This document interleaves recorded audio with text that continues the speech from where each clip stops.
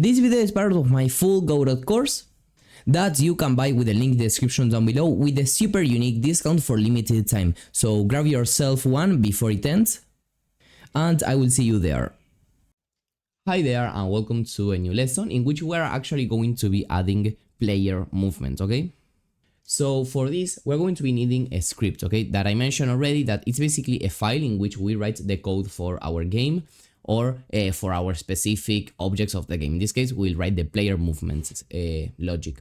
So let's make sure we select the player node over here and we attach a new script to it with this button. Now here we have a lot of options. Basically, firstly, the language. For this course, we're just using GDScript, which is the base programming language. Then in inherits, you don't have to change this since we are attaching this to a character body to the node. So this is for more advanced stuff, but we don't need it over here. We also have a template here, which we are not going to be using. So we can just click over here and select empty so that we create a completely empty script. Built-in script, once again, something that we are not going to be covering. And lastly, we have the path where we want to save it. Of course, it doesn't make sense to save scripts in a scenes folder. So let's go back over here. And if we want to go back in the file path, what we can do is press over here to go to a parent folder. And here we'll add another one called scripts. And I will just open this location and then press create. So now as you can see, everything is nice and organized on our file system. By the way, I want to pause here just a second because we have been learning a lot of things. So now you know that nodes are the basic creation units. You know that in the scene tab, you have the different nodes that your scene contains. And now also you know a little bit more about the file system tab, where you will be able to see all your files. Or well, all the files that are inside your Godot project. Now, in order to create our movement, we could create it completely from scratch, okay, and that wouldn't be super complicated, but there is a super interesting page in the Godot docs. I will leave this link, okay, in this lesson resources, because here you have like even more explanation about what I'm talking about, and you have like lots of examples. This is the type of movement that we're going to be needing for our game, or well, kind of, okay, because we only want to move horizontally but not vertically. And here we actually have a code ready to be copied and pasted, okay? But well, you also have other type of movements that maybe you want to take a look at, such as this one, which is rotation plus movement but with the mouse. So you have a lot of things that you can take a look at. So that's why I thought that it was quite interesting. So what we will do is that we'll scroll down until the 8-way movement script, okay? Scroll down and press on this button to directly copy this code. Then let's go back to Godot. And over here on this script, let's press Ctrl V to paste it. So we have to just delete this, okay, just to make sure it does work. And here we see a lot of things. So once again, I don't want to spend like 10 minutes explaining all this because it's going to take some time. But let me just explain the basics. So here the first line extends character body 2D. In this beginning stage, it doesn't matter. What you have to understand here is that, okay, whenever you attach a script to any kind of node, here it will tell extends and the type of node. So this is attached to a character body to the node, okay? Therefore, this is what is going to be displayed over here. If we attach this script to a sprite 2D, here it will say extends sprite 2D, for example. And then over here for the export bar, a variable is basically a value that is stored and that then we use in the code. So for example, here this speed, we are using it over here. So this is just a value and it has this at export, which is called an annotation, and this basically allows us to set its value directly in the inspector here on the right. So as you can see here, I can set my player speed. This is done because sometimes you don't want to get into the code to manually modify this value. Sometimes it's just easier and more comfortable to modify it directly in the inspector.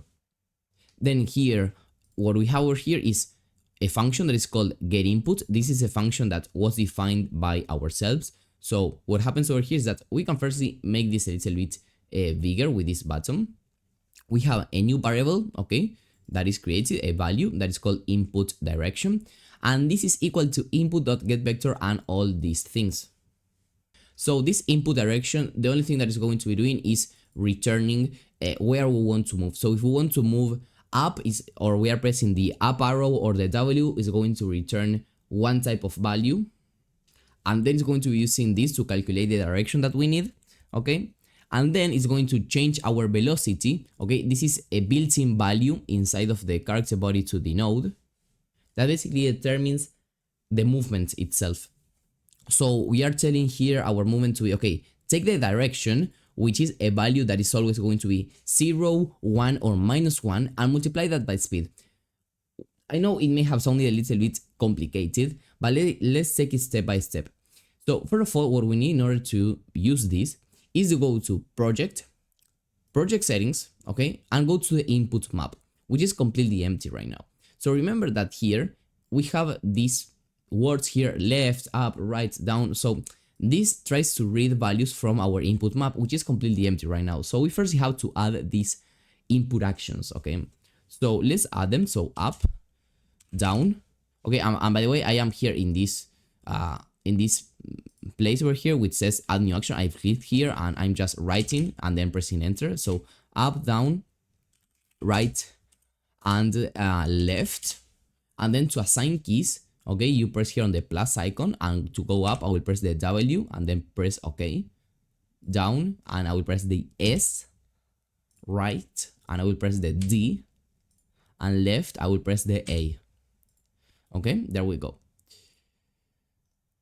So now what I want to do in order for you to see this get vector, what it does is that, as you can see, it is taking 4 values inside of it.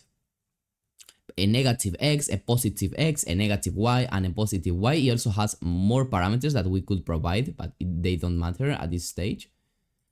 And what it does is that it actually gets the vector. So for this, let's put our cursor over there and let's press enter to add a new line, and let's write print and between parentheses input direction, exactly like this, okay? Because what print is going to do is to show a message in the console, okay, so that we can see what is actually inside of this variable. Now let's go to the top, okay, and press here on run current scene. So here we should see the player at the very top, and as you can see now here I am seeing my input direction. Right now I am pressing nothing, so as you can see I'm getting 0, 0. But if I press the D, for example, and I keep pressing it, I am moving. But let's not pay attention to the movement. As you can see, this is like as if in maths. For example, so if you go left, okay, it's -1, okay? If you go right, it's 1. But here, where it's like contrary to mathematics, okay, it's basically that if you go down in the Y, in mathematics, it would be negative, but in reality, in Godot, for some reason, when you go down, it's actually positive, as you can see. And when I go up, it's actually negative in the Y. But anyway, that doesn't matter at this stage. What I want you to see here is that here it doesn't really matter, okay?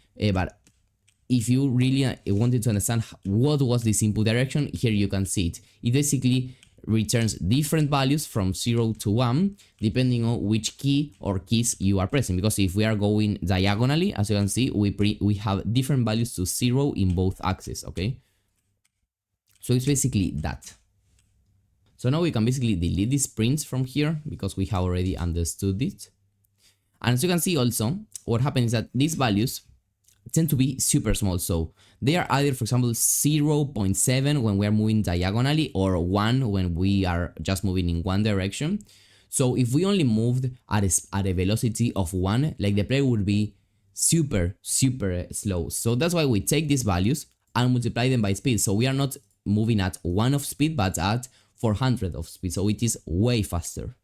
That's basically why here both values are being multiplied. And then lastly, this function is called in the, as you can see over here, in the physics process.